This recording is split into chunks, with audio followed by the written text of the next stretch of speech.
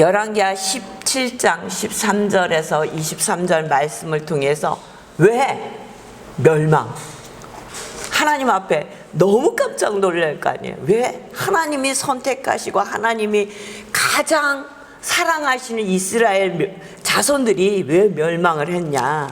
오늘 본문에 보니까 21절부터 보니까요, 이스라엘 자손을 다윗의 집에서 찢어 나누심에 그들이 느바의 아들 여로보암을 왕으로 삼았더니 여로보암이 이스라엘을 몰아 여호와를 떠나고 큰 죄를 범하게 하매.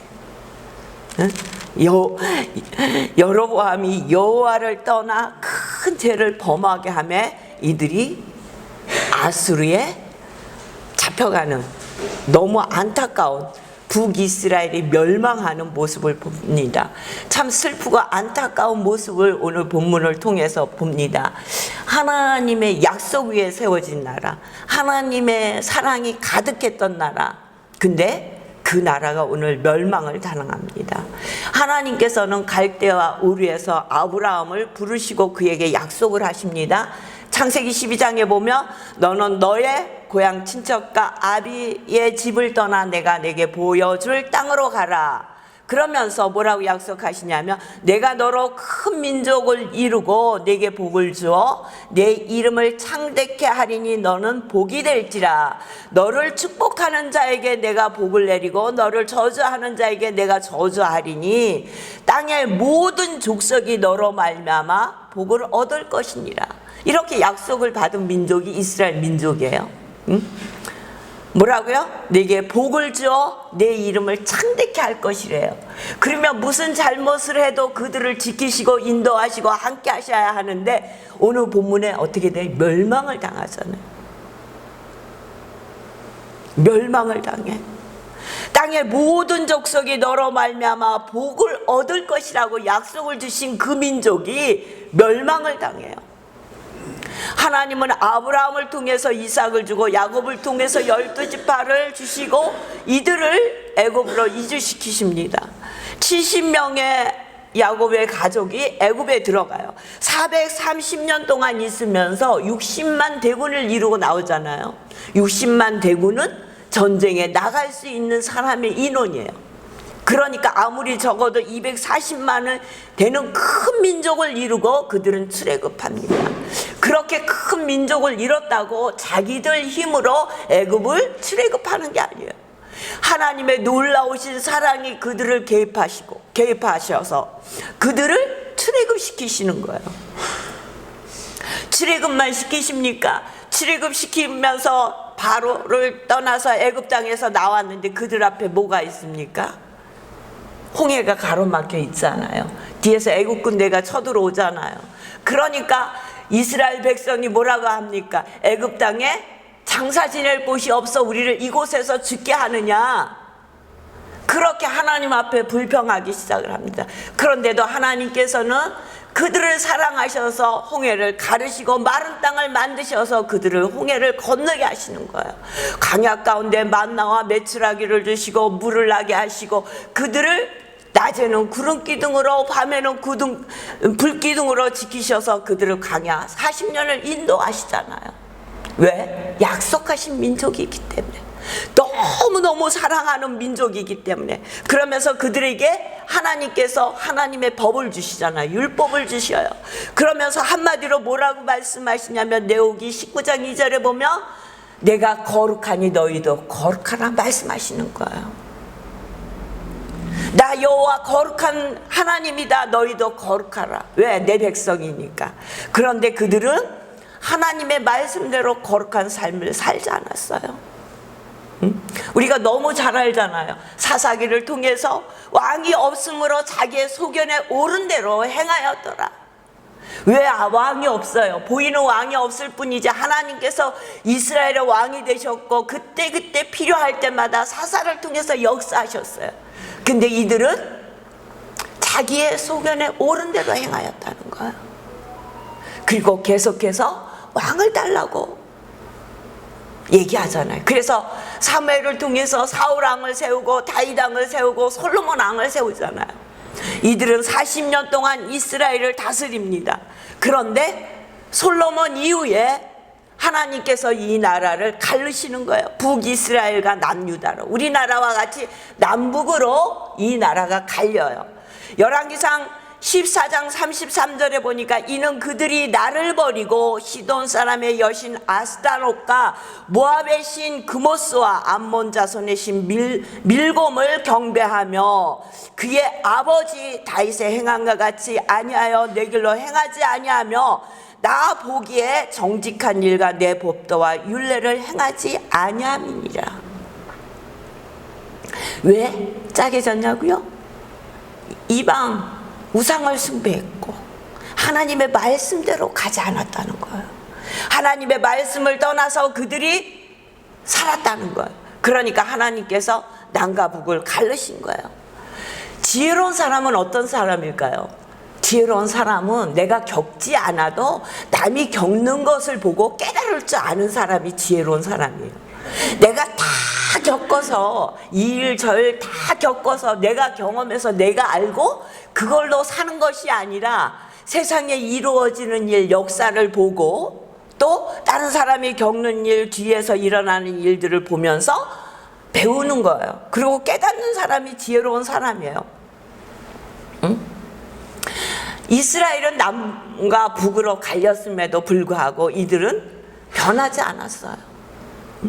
그들에게 수없이 하나님이 말씀을 하셨지만 변하지 않았어요. 우리나라에 1944년 10월 21일 날 성수대교가 무너지잖아. 아침에 하루아침에 그냥 성수대교 와르르 무너졌어요? 아니요, 나중에 보니까 처음부터 조그만 균열이 일어나기 시작했어요. 그 균열이 조금 더 커졌어요. 그러다 보니까 다리를 지날 때 흔들림이 느껴졌다는 거예요. 이 정도는 모든 다리를 지나다 보면 흔들림이 느껴지잖아요. 우리가 제가 옛날에 모닝 타고 다닐 때요, 서해안을 가는데 이 차를 몰고 여기를 지날 수 있을까 싶을 정도로 차가 흔들리더라고요. 근데 보통 때와 다르게 더 많이 흔들렸다는 거예요. 균열이 점점 커졌어요. 거기서 소리가 나기 시작했어요. 많은 기술자들을 점검하게 했을 거예요. 근데 이 정도는 괜찮아. 먼 다리가 무너져. 우리나라에 다리 잘 놓는 걸로 세계에서 유명하잖아요. 굴 잘 파는 거 유명하고. 아니, 우리가 이 정도 가지고 무너질 그런 기술은 아니야. 그리고 방심하는 사이에 성수대교는 무너졌고 32명의 사람이 죽었어요. 17명이 크게 다쳤어요. 그러고 나니까 이 다리 저 다리 점검한다고 난리가 났었잖아요. 이미 많은 사람의 사상자를 냈다는 거예요. 많은 손해를 보고 난 다음에 그 다음에라도 깨달아서 이 자리 저 자리 점검한 거는 좋지만 그 전에 작은 소리가 있을 때 들을 수 있어야 된다는 거예요. 응? 그 소리에 민감해야 되는 거예요. 우리도 믿음 생활 하다 보면 하나님께서 들려오는 소리가 있어요. 분명히 우리에게 알게 하시는 거예요. 근데 우리가 방관해. 아유, 나하고 상관없는 일이야. 응? 저 일은 저 아프리카에서나 일어날 수 있는 일이야. 아니요, 누구에게나 일어날 수 있는 일이에요. 그런데 우리는 그렇게 얘기를 합니다. 하나님께서 계속적으로 선지자를 통해서 말씀하세요. 우리가 수요일 날 얼마 전까지 호세아 선지서를 했어요. 호세아 선지자를 통해서 고멜이라는 음란한 여인을 맞아요. 결혼하라고 얘기해요. 선지자가 음란한 여인과 결혼하래요. 그러면 보통 사람 같으면 그렇게 생각해요. 내가 잘못 들었지. 하나님이 어떻게 하나님의 말씀을 전하는 나에게 음란한 저 고멜과 결혼하라고 해? 이것은 잘못 들은 말씀이야. 그렇게 얘기하고 넘어갈 수 있어요. 그러나 호세아 선지자는 하나님의 말씀에 민감한 선지자였기 때문에 하나님의 말씀을 바로 알아듣고 고멜과 결혼하잖아요. 그러면 음란한 여인을 취해서 선지자가 결혼했으면 그 여인이 조속하게 남편의 말과 한 가정을 잘 이루고 살면 좋은데 자식을 낳고 또 나가, 또 찾아와, 또 나가, 또 찾아와. 나 나중에는 팔려가잖아요. 그러니까 은 15개와 보리 한 오멜 반을 주고 그를 다시 찾아와서 뭐라고 합니까? 너 음행하지 말고 나하고 함께 잘 지내자. 나도 절대로 음행하지 않을 거야. 그러니까 당신 나하고 잘 살아보자. 이렇게 약속을 해요. 이 호세아 선지자를 통해서 북이스라엘과 유럽 남유다에게 뭘 말? 돌아와라 이거야. 하나님 앞으로 돌아와라. 돌아오라고 계속적으로 하나님이 말씀하시지만 북이스라엘 사람들은 하나님 곁으로 돌아오지 않는 거예요. 그리고 계속해서 이방 신을 숭배하는 거예요. 그래서 BC 931년에 남과 북이 갈리잖아요. 르호보암, 솔로몬의 아들 르호보암 시대에 갈리잖아요. 남유다는 르호보암이 왕이 되고 북이스라엘은 여로보암이 왕이 돼서 나라가 갈려요. 209년 후에 209년 동안 북이스라엘이 진행을 하다가 북이스라엘이 아수르에 의해서 BC 722년에 멸망을 당하는 거예요. 오늘 그 말씀이에요. 19명의 209년 동안 19명의 왕이 세워져요. 그리고 왕조가 바뀌는데 9번의 왕조가 바뀌는 거예요. 그러니까 계속해서 2명 갈라서 한 번씩 전쟁이 있었다는 거예요. 가장 믿는 신하가 그 왕을 죽이고 왕이 되고, 그렇죠? 여로보암 2세가 41년 동안 다스렸어요. 살롬이라는 왕이 한 달 다스렸어요. 그리고 또 쿠데타가 일어나는 거예요. 응? 왕조가 계속 바뀌었다는 것은 피해 전쟁이 이렇게 있었다는 거예요.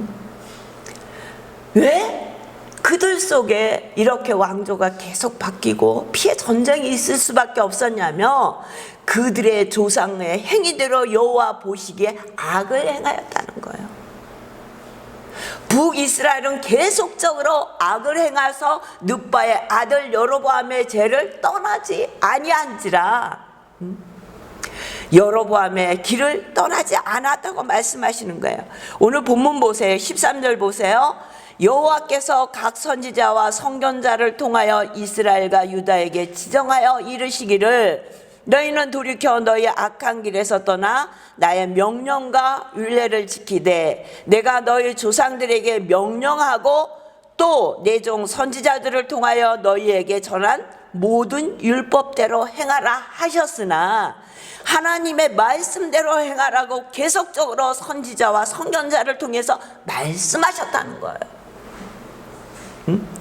그런데 그들은 하나님의 말씀을 지키지 않아요. 11절에 보니까 여호와께서 그들 앞에서 물리치신 이방 사람같이 그곳 모든 산당에서 분향하며 또 악을 행하여 여호와를 경노하게 하였으며 여호와를 경노하게 했대요. 그들은 하나님의 말씀을 듣지 않았어요. 14절에 보니까 그들이 듣지 아니하고 그들의 목을 곧게 하고 교만했다는 거예요. 그들의 하나님 여호와를 믿지 아니하던 그들 조상들의 목같이 하여 교만했다는 거예요. 얼마나 하나님의 말씀을 믿지 않았으면은 조상들의 목같이 하여 여호와 하나님을 믿지 아니하여 여호와의 율례와 여호와께서 그들의 조상들과 더불어 세우신 언약과 경계하신 말씀을 버리고 하나님의 말씀을 버려버렸어요. 그리고 허망한 것을 뒤따라갔다는 거예요. 따르지 말라 하는 것들만 따라갔다는 거예요. 하나님이 하지 말라고 그렇게 말씀하신 것만 행했다는 거예요. 16절에 보니까 그들의 하나님 여호와의 모든 명령을 버리고 자기들을 위하여 두 송아지 형상을 부어 만들고 또 아세라 목상을 만들고 하늘의 일월 성신을 경배하며 또 바알을 섬기고 이방의 모든 우상을 갖다 다 섬겼다는 거예요. 하나님의 명령만 버린 거야. 하나님의 말씀만 지키지 않는 거야. 그러면 이들이 우상 앞에만 가서 절을 했느냐? 아니요. 하나님 앞에도 절기를 지낸다고 지냈어요. 하나님과 우상을 겸해서 섬겼다는 거예요.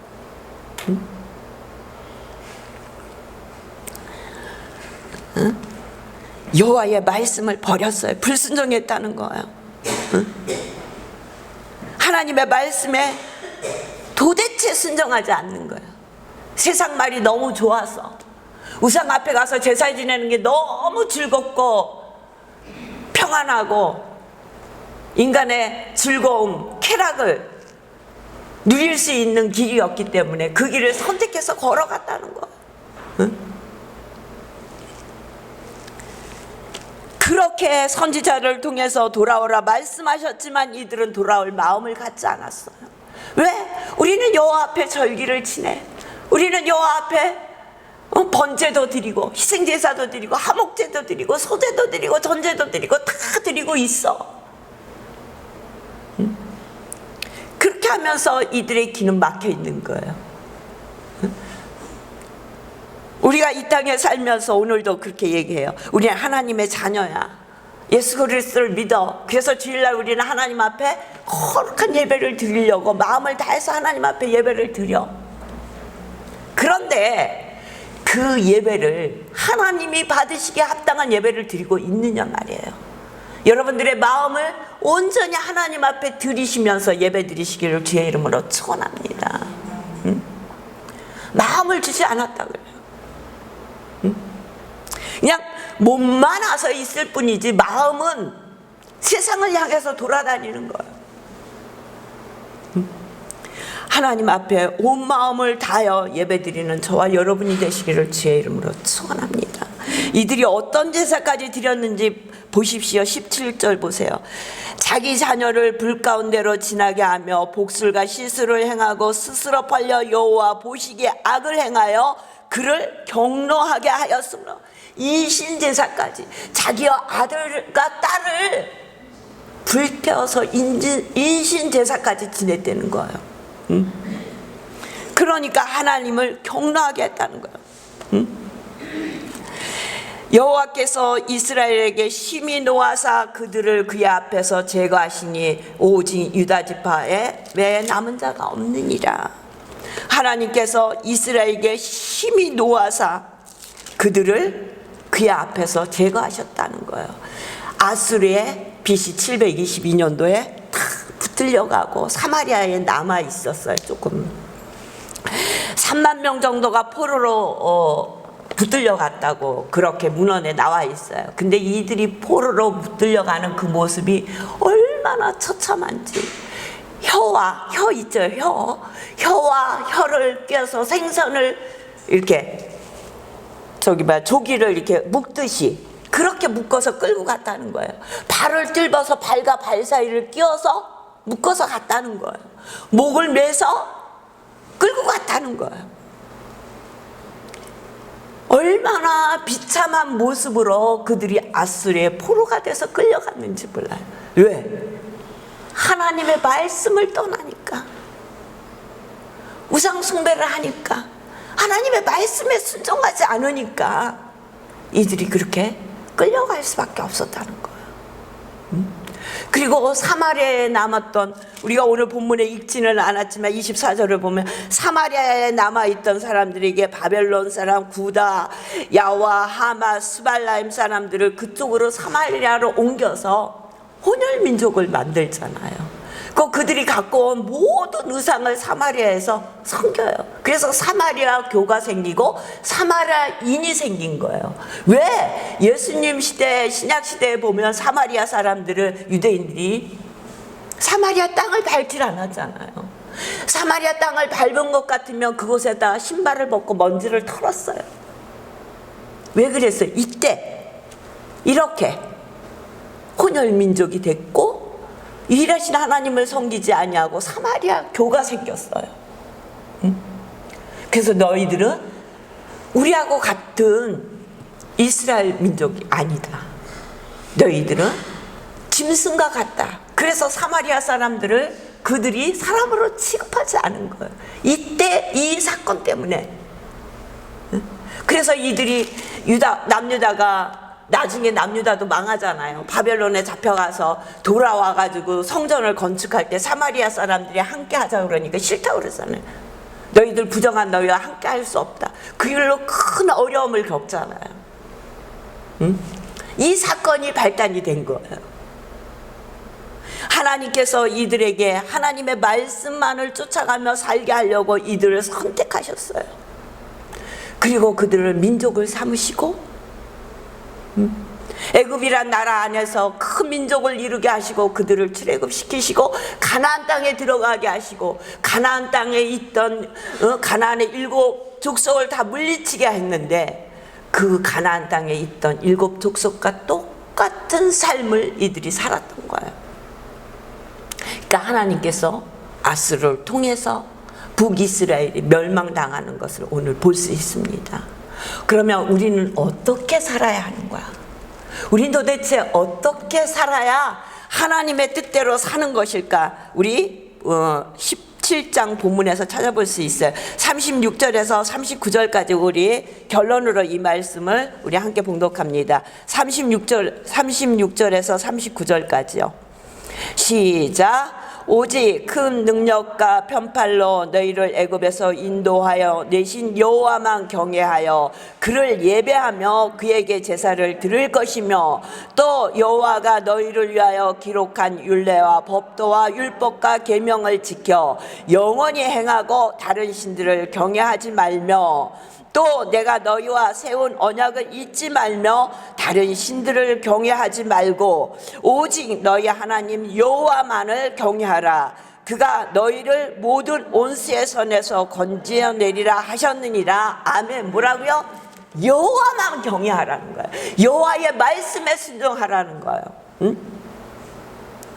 뭐라 그랬어요? 여호수아가 가나안 땅 들어가기 전에 이스라엘 민족에게 얘기하잖아요. 다 모아놓고 너 나와 네 집은 여호와만 섬길 것이다. 너희도 오늘 선택해라.